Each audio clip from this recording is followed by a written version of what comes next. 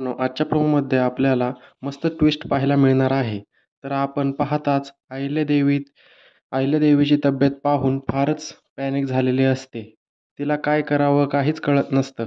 तेवढ्यात ही दिशा पुढे येते आणि बोलते, "सासूमा तुम्ही अजिबात काळजी करू नका.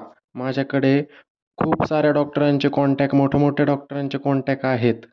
मी आत्ताच त्यांना फोन करते आणि ते सगळे पळत येतील आणि आदित्यला ठीक करतील." असे म्हणत ती ब बढया मारत असते.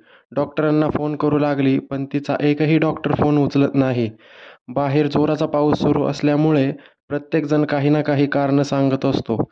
तेव्हा श्रीकांत बोलतो, "आपल्याकडे एकच पर्याय आहे अहिल्या, आता आपल्याकडे एकच पर्याय आहे, ती म्हणजे पारू." सावित्री म्हणते, "मी जाते आणि पारूला बोलवून आणते." असं म्हणत सावित्री भर पावसात पारूच्या घरी जाते आणि बोलते, "पारू पटकन चल, पटकन बंगल्यावरती चल, आदित्य बाबांना तुझी फार गरज आहे." पण पारू यायला तयारच नसते. ती म्हणत असते, "मी नाही येणार." ती म्हणाली, "वेड्यासारखं करू नकोस पारू, पटकन चल," म्हणाली. आता मारुती आणि सावित्री दोघे पारूला आणि खेचत बंगल्याकडे घेऊन जाऊ लागतात. तेवढ्यात तेथे भर पावसात ही अहिल्या पारूच्या दारी आलेली असते. पारूला बोलवण्यासाठी आणि बोलते, "पारू, मी इथे अहिल्या केळुसकर म्हणून नाही आले.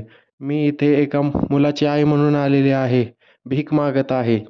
आदित्य तुझी गरज आहे." पारू बोलते, "तुम्ही हात जोडू नका. मी आले."